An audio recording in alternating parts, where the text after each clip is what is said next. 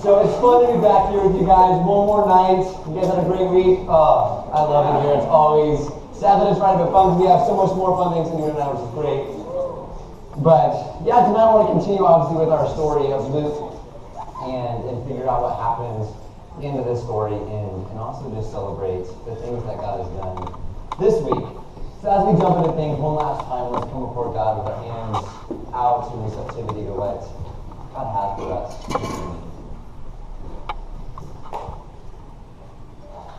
Jesus, you are so good. And it's an honor and a privilege to just stand before you, God. And God, we just thank you for this week and all that you've done and all of us that have been lost and have been found. And I think that you're still at work in this place. And so I pray tonight, Jesus, that you would be in this space, God, that you would move, God, that it would be your words and not mine. So we come in receptivity, whatever you have for us as you do this. In your name we pray. Amen. All right, story time. So this is a story some of you guys have heard before, but I love this story so much that I just had to share it again. So, you guys remember back on Tuesday, I showed the picture of me in a banana suit with one of my buddies. Well, that same guy, me and him said we were going to go on this road trip together. We both went to Davis together, and so we said, hey, let's go on this road trip together. He was living in California. He was originally from Minnesota, and so we were traveling back to Minnesota, to say Dig out there too. But we were traveling on this road trip, and so we kind of took this long roundabout route, and took like 10 days or so to see some sights along the way. And as we're going, we're about almost to the end of our journey, almost to Minnesota, and we wanted to stop and see Mount Rushmore. And so we were in South Dakota, which is where Mount Rushmore is, a little history lesson, you guys don't know that. And so we were driving, and as we're going down the road, we see all these like Harley Davidson bikers just coming nonstop. I'm like, this is kind of weird. Like, I've seen more Harley Davidson bikers than I've ever seen in my entire life. Like, what is happening? And so one of our buddies that was back in California that had done this road trip a lot, we called him up like, hey, what's going on? Is this normal? He said, oh yeah, like you guys are probably getting close to this little town called Sturgis in South Dakota, yeah? You know it? Sturgis. And so we're like, yeah, how do you know? He's like, well, every year they have this giant Harley Davidson bike festival where people from across the nation just like come and have this hoorah weekend together. And so we're like, okay. And so literally hundreds of thousands of bikers are coming to Sturgis, South Dakota, and of course that is right where we had planned to camp that evening. And so we're like, well, this might not work out. So we start calling all the campgrounds that we can find, and all of them say, yeah, like we're booked for the night. Like, sorry, good luck. And then we start calling all the motels and all the hotels, and everything is just booked for the night. I'm like, well, what are we gonna do? And so it's like 10 p.m. at this point. We've been driving for 9 hours in the car, and all I want to do is sleep so we can wake up in the morning and see Mount Rushmore. And so I leaned over to my buddy Andrew and I said, Andrew, I've heard rumors that you can sleep in Walmart parking lots. And he says, really? I was like, yeah, like I think you can stay there and they don't kick you out. And it's like, we have nothing else to do. And so we find this Walmart and we pull in at like 11 p.m. at night now, and it's a 24-hour Walmart, so we park our car and say, well, let's at least ask the manager, make sure that it's okay that we stay here. And so we go inside, ask the manager, we're like, hey, is it cool if we sleep in your parking lot tonight? And she's like, oh yeah, that's totally fine. You can stay for 3 nights for free in a Walmart parking lot. So if you ever need a place to stay, now you go. I guess after 3 nights they kick you out. And so then we ask her one more question, like, well, is it okay if we pitch a tent in the parking lot? No. And she looks at us, and in her beautiful accent that I can't repeat, she says, sweetheart, I've been working here for 30 years, and I have never seen anybody pitch a tent in my parking lot, but if you want to be the first, go for it. And so we're like, okay. And so we got a little picture here. This is me and my buddy, Walmart parking lot in Sturgis, South Dakota. We pitched our tent. And so, yeah, it's a great place to camp, you know. You notice that I only have one shoe on because I got a shopping cart and then I took my shoe off so I could prop my phone up so that I could take the picture. And so that's why I only have one shoe on. And so anyway, we finally get there, and I was so tired, and as soon as we set up our tent, and we laid out our sleeping bags in the tent, I was wide awake. I was like, I'm not going to sleep at all tonight, because there was Harley Davidson bikers all around. They had told us, like, be safe out there, because we've had some biking activity in the evening, so like, I'm going to like get stabbed in my tent tonight, I'm not going to wake up in the morning, I'm never going to see Mount Rushmore, let alone my life again. And so I was terrified that night, and we had just laid down, and we're like, okay, maybe we can fall asleep. And out of nowhere, these bright headlights shine into our tent. My heart started beating, and I was like, oh no, this is the end of my life. And I like reached over for my buddy next to me, and I was like, Andrew, I love you. I don't see you again. And this car keeps getting closer and closer, and then we hear the car door open, and this figure comes up to our tent, and we kind of like unzip it, and we look out, and it's a rent-a-cop. It was like, phew. Like, I'm not going to die tonight. And it turned out that he was just doing security around the parking lot. I thought it was weird that we were staying there. And he said, hey, guys, don't worry. I'll keep you safe for the night. I'll keep doing circles around the parking lot. But I remember in that moment, we woke up that morning, we were fine, saw Mount Rushmore, was great. But I remember in that moment being so afraid of the light. Like, all I wanted to do was to be hidden in that moment, when I was in that parking lot in this thin tent. And when the light shined on me, I didn't want to be seen. Didn't want to be found. I think as we wrap up our time in Luke 15, and we've talked about what does it mean to come home, what does it mean to be in the light and to no longer be hidden, I think sometimes there's a little bit of fear, though. What does it look like to live into the light? What does it look like to live in a way that I'm found and not lost, because lost has become comfortable and normal? And what does this look like when I go back home tomorrow? And it's easy to feel found in a place where everyone else feels found. And I have counselors here to help me, and worship band to sing with. And what happens when I go home and the light seems kind of scary, and being found seems kind of hard? And what does that look like? You guys have your Bibles, guess where we're going? Hey! That's my crazy. Luke 15. I want you guys to turn there, and I know it's familiar, but I want us to see the final part of this story that we've been going through all week. Right, so you guys remember the context. Jesus is sitting and he's having dinner with the outcasts and the lowlifes of the community, and the God Squad rolls up and says, Jesus, what are you doing? And he tells 3 stories, and we're at the end of our 3rd story. Friends, the story not of the lost son, but of the loving father. And we saw the father welcome the younger son and put back the broken pieces of this son's life. And now I want to talk about the older son. And you guys are familiar with it because we've been going through it all morning. We spent small groups wrestling through what does it mean. And right, so we see the older son, and we see that in this passage that verse 25, right there, the older son hears that there's this party going on. He doesn't notice that the younger brother's back. The first thing he knows is that there's this celebration happening. And so he goes to one of the servants and he says, hey dude, what's happening? Like, why is the fatted calf that we've been sitting for a long time, why is it no longer here? Like, why are we partying right now? And the servant has to tell him, well, your little brother is home. And I can just picture the older brother in this moment like clenching his fist and his face turning red and his veins popping out of his neck because he is so mad at his brother. And some of you guys this morning were sitting there thinking, you read this story and you're like, yeah, I'd be really mad too. Like my little dweeby brother just lost everything that I had.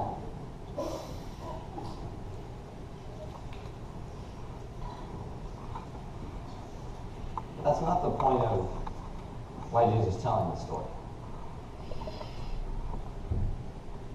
In the next part it says that the older son, he's so mad and he's so frustrated. And the father hears about this, and what does the father do? And the father runs out to be with his older son. I want us to notice a couple things. I want us to notice that in the story of the loving father that there's 2 sons. I want us to notice that the father loves both sons. I want us to notice that the father goes out to meet, and to greet both sons. I want us to notice that the father was generous with what he had to both sons. And each son had a choice in this story. Right, one son wandered off into the wilderness, into a distant country, kind of like the lost sheep, and was lost. One son stayed at home, kind of like the lost coin, and was lost at home. Yeah, both sons are lost. And both sons have a choice. I want you guys to look back to verse 16, the end of verse 16. This is back with the younger son, right? And it talks about that the son had lost everything, and his life had gone from bad to really bad to worse to broken, and he's sitting there, right? And he's feeding the pigs, and says, man, I'm so hungry. And it says this key thing at the end of verse 16. It says that no one gave him anything. No one gave him anything. Now fast forwarding to the older son, and the father comes out to greet the older son and talk to the older son, and the older son says this very interesting thing in verse 29. The older son says to the father, I have served you, I have done all that I can to make you proud and to be noticed by you, and you never gave me anything. Not even the calf. Right, both of them have the same moment of, you never gave me anything. Both of them in that moment realized their lives were both empty. They felt empty inside. One son wandered off and tried to find fulfillment and satisfaction through the pleasures of the world, and he still felt empty. He had nothing. One son stayed at home and tried to earn love and to do love, not because he loved the Father, wanted to be with the Father. He didn't like the Father either. He just wanted to be noticed by the Father, and he felt empty too. And so both sons are empty, and both sons have a choice. And one son chooses to come home and to be and not fix his brokenness. That's fine. Another son, the older son, and his brokenness, tries to fix it and tries to be perfect and puts on this facade of perfection. See, it's not that the father wasn't loving to either of them, it's that neither son chose to be home, to be with the father.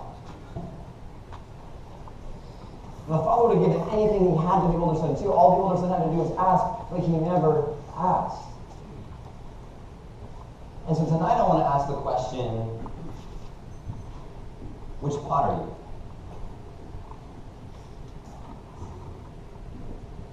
Which pot represents your life? Are you still trying to gain value and acceptance and love through being perfect and looking great on the outside, but in the inside still feeling really empty? Still feeling really broken? Or have you realized your brokenness and said, I'm broken, and my pot is empty, and I can't put up a facade anymore. I can't look perfect anymore. I can't hide behind perfection because at the end of the day, God loved me for who I am, not what I do.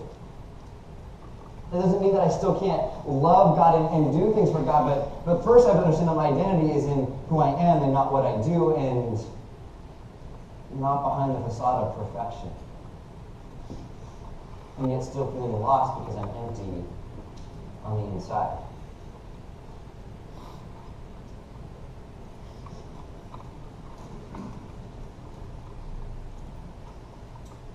And so how do we get rid of this facade? How do we come in our brokenness? Some of you guys are looking at this pot right now, right? In this pot you're looking and you're like, kind of weird looking, it's got a big crack, it doesn't even go all the way together on the top, there's this big piece of tape on the side. Like, I don't know if I even want to be that pot.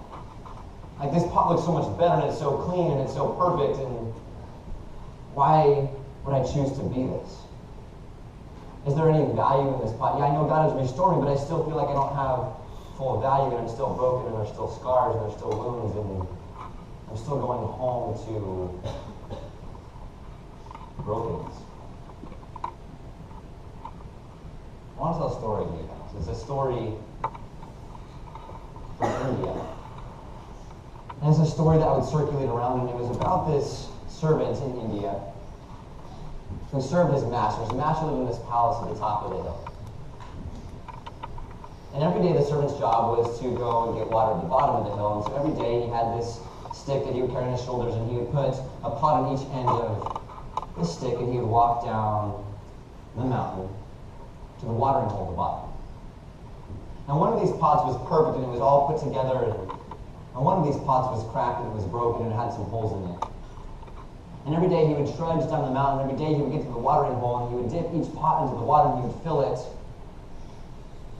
And he'd fill the other pot, and he'd put it back on his shoulders, and begin to walk up the hill. And every day when he got to the top of the hill, one pot was half empty. Half the water had spilled out and poured out.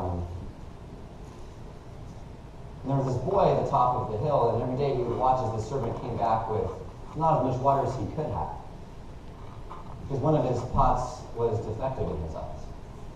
And so the little boy goes to this servant and he says, "Why do you keep taking this broken pot with you every day?"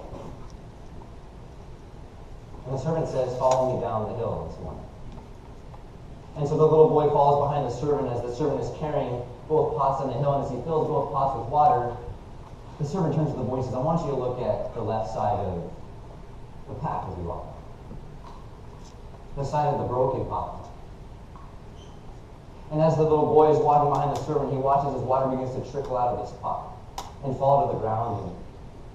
And he notices that on the left side of the ground that there's grass that is starting to grow. On the other side, there's nothing but brown dirt.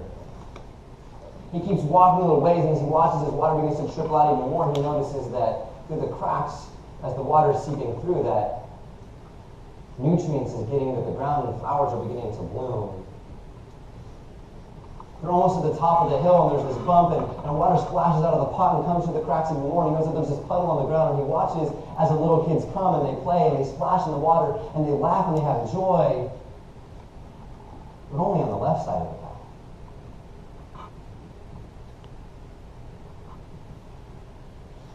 And the servant gets to the top and he turns to the boy and says, "What did you notice?"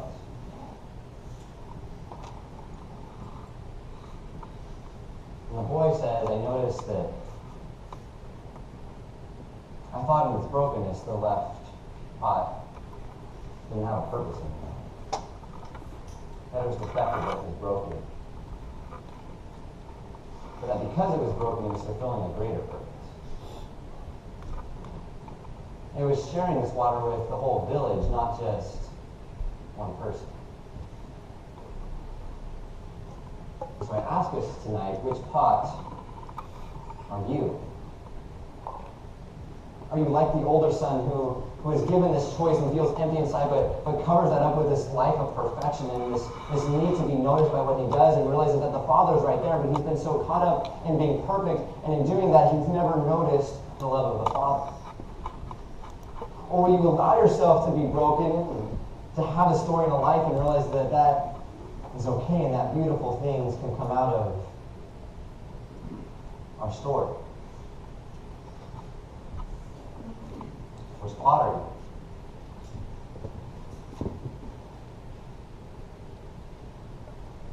Will you choose to come home? We've talked about that in God's love we are found. So why do we still live like we're lost? I want to close with one final verse. And it's not in Luke. And this is after Luke, and this is after the time of Jesus, and after Jesus' time on the cross, and he's resurrected, and he's gone to heaven, and the church has begun, and the church has started, and there's this guy by the name of Paul, and Paul is going around, and he's sharing the love of Jesus with the church that has started. And he's writing specifically to this church in Corinth, Corinthian people. And he's encouraging of what does it mean to be a follower of Jesus? What does it mean to have the light within you that is of Jesus and shine that to the world? And it's on the screen, you guys can see it. And so Paul's writing to them, he says, "For God, who said, 'Let light shine out of darkness,' may his light shine in our hearts to give us the light of knowledge of God's glory, displayed in the face of Christ." Right? So Paul's explaining to the church, he says, God has given you this light, and this light exposes darkness, and that light is in the form of Jesus, and Jesus lives inside of us. Then we choose to believe, when we choose to come home, that the Holy Spirit is a part of our lives and we have the same power and the same love and the same ability to live as Jesus did, as a vessel that shines light. And then Paul says, which I always thought was interesting, the next verse is, but we have this treasure in jars of clay, to show that this all-surpassing power is from God, not from us. So Paul's saying, he said, you have this light within you, and what is it that you store this light in? You store this light in a jar of clay, because you see, to the people of that day, to that culture, they understood that pots got cracked, but over time pots had holes in them. And so Paul's saying that just like a pot that has cracks in it, that has holes in it, that in the light of Jesus in us, that the light can shine brightly through, right? We got this light. If I shine it in this pot, you can't see anything.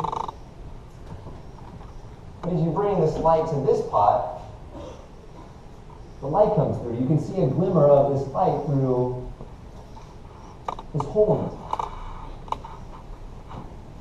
And Paul is saying, we are gifted with our story. We are gifted with our brokenness, because the light of Jesus inside of us then begins to shine through to a lost world, to a dark world. And so my question is, which pot are you? Will you come home, or will you choose to come home with the broken pieces and say, God, I'm broken. And just be in that space and be a human being. And allow God to restore you, but to realize that your story and your past and the scars and the wounds are for the glory of God. That because of our story, because of our life, that the light can shine through and impact the world around us. Or do we realize that we're lost? Do we realize that we're still broken inside and we feel empty, and yet do we cover that up with our own pursuit of perfection, our own pursuit of being perfect?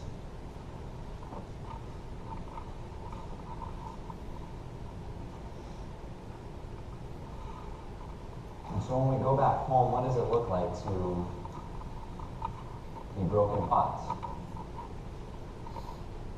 What does it look like to make the choice to come home and to be restored by a God who says, I am here with open arms, welcoming you back and putting you back together, and accepting that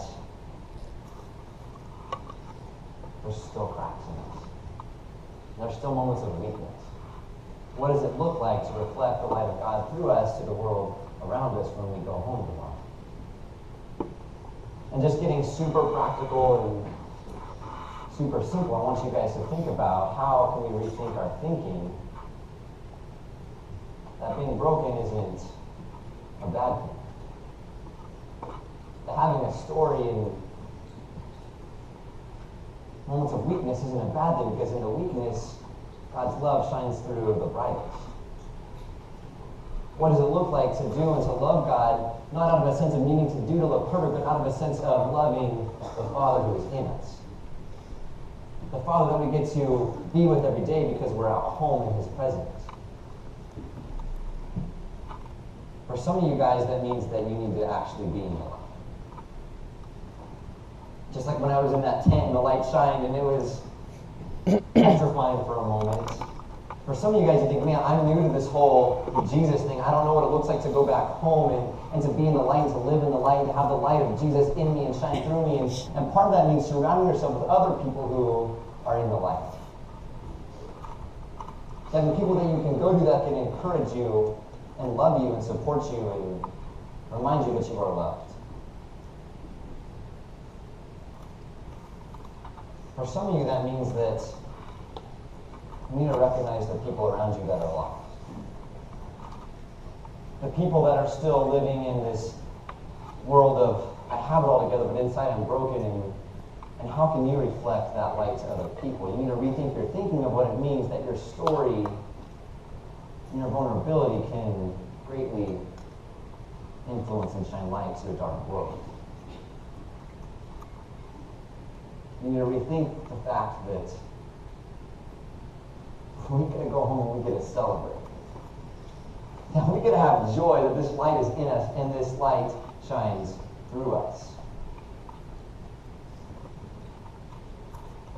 In small groups tonight, you guys are going to have a chance to just sit and talk and wrestle through what does it look like to go back home and to be a broken pot. And to let God's light shine through me. To be in the light, to be with people that are in the light, but to also let my life shine light to other people who are in darkness.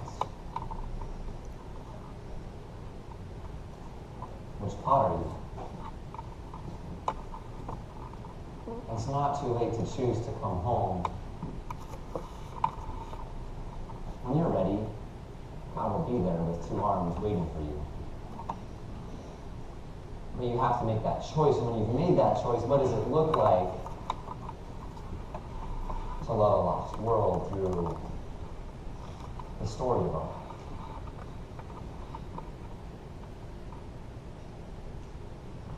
Because in God's love, we are found. I'm going to close this in prayer, and after I'm done, though, I just want us to rejoice. And when I say amen, I just want us to just shout amen and to applaud God and what God has done, because in all 3 of these stories, we see that there's a celebration. That there's a rejoicing because the lost has been found. The lost has been found. The lost has come home. Guys, we have come home this week, and that is a beautiful thing, and that is what we're celebrating, and I get so excited about that because we get to go home and we get to live that joy every single day. And we get to remind each other of that joy every single day. And so let's rejoice at what God has done, and let's remember that coming home isn't a one-time thing. Coming into light isn't a one-time thing, it's an everyday choice. When you wake up tomorrow, it's a choice to say, I want to come home. On Sunday, when you wake up in your house and in your bed, it's a choice to say, I want to be home. I want to be in the light, and I want that light to shine through me. And so let's pray. And when we're done praying, let's applaud God for what He has done and rejoice that we're found. Jesus. Oh, it is good to be here. It's good to laugh and to smile and to have so much joy right now, God, because your children have been found, God, because we have been found, God, because your light has shined in our lives, and we can proclaim that, God. God, I pray that we wouldn't get caught up in the facade of having everything together, but that we realize that through our brokenness, God, that your light is shining through us to a dark world, and we get to partner with you and love this world, God, and there is joy in that. God, and so we celebrate you tonight, Jesus, and we celebrate what you have done. God, I pray for every student in this room, God, that as we go back home and we leave this mountain, God, that it wouldn't just be an experience, that it wouldn't just be a one-time moment of home, but a lifetime of living with you, God. And that in the process, our light would shine brightly for you.